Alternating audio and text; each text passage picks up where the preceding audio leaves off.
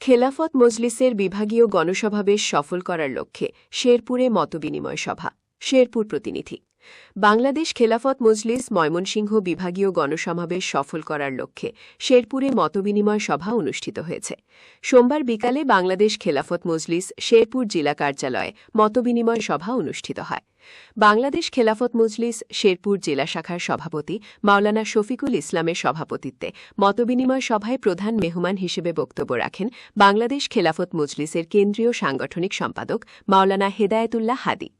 বাংলাদেশ খেলাফত মজলিস শেরপুর জেলা শাখার সাধারণ সম্পাদক মুফতি আবুল বাশারের সঞ্চালনায় প্রধান বক্তা হিসেবে বক্তব্য রাখেন বাংলাদেশ খেলাফত মজলিসের ময়মনসিংহ জেলা শাখার সভাপতি মুফতি মোহাম্মদুল্লাহ এমপি। সভায় বক্তারা বলেন, ময়মনসিংহ বিভাগীয় গণসমাবেশকে সফল করতে তৃণমূল পর্যায়ের নেতৃকর্মীদের ঐক্যবদ্ধভাবে কাজ করতে হবে। শেরপুরের ৫ উপজেলা থেকে বিপুল সংখ্যক মানুষের অংশগ্রহণ নিশ্চিত করার মাধ্যমে এই সমাবেশকে সফল করে তোলার আহ্বান জানান নেতৃবৃন্দ। সভায় অন্যান্যদের মধ্যে উপস্থিত ছিলেন বাংলাদেশ খেলাফত শ্রমিক মজলিস ঢাকা মহানগর উত্তরের সিনিয়র যুগ্ম সদস্য সচিব মোহাম্মদ গোলাম মুস্তফা, বাংলাদেশ খেলাফত মজলিস শেরপুর জেলা শাখার সহসভাপতি মাওলানা রুহুল আমিন, সাংগঠনিক সম্পাদক মাওলানা আলামিন সাদি, বাইতুল মাল সম্পাদক তৈয়ব আকন্দ, বাংলাদেশ খেলাফত শ্রমিক মজলিস শেরপুর জেলা শাখার সভাপতি মাওলানা আলামিন ও সাধারণ সম্পাদক মুফতি নূর হোসাইন সহ শেরপুর জেলা ও উপজেলা পর্যায়ের বিভিন্ন পর্যায়ের দায়িত্বশীল নেতৃবৃন্দ। আল্লাহ তাআলা আমাদেরকে যাতে আমরা 27শে জুন শনিবারের প্রোগ্রামটি সাফল্যমণ্ডিত করতে পারি, আল্লাহ তাআলা সেই তৌফিক আমাদেরকে দান করুন। এখন এই দুনিয়া তো চলে হলো চোখের উপরে, দেহার উপরে।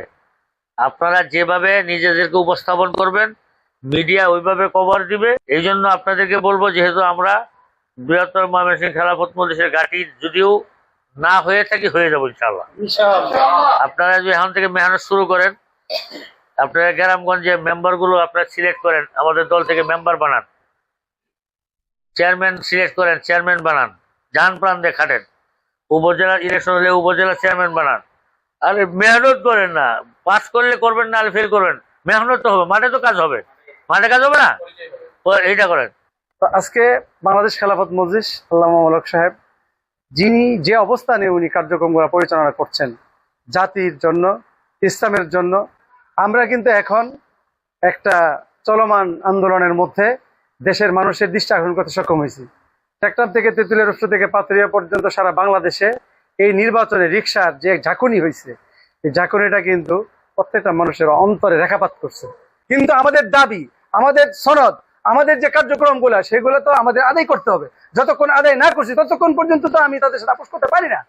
এই কারণে মৌলক সাহেব এখনো আছেন এবং এই দাবিগুলো পূরণ হলে পরে স্বাভাবিকভাবে আমাদের গতিতে আমরা চলবো। এখন যেহেতু 11 দল ছিল এবং আছে, আর 11 দলের পক্ষ থেকে মূলত আগামী শনিবার দিন 27 তারিখে মিটিংটা হচ্ছে।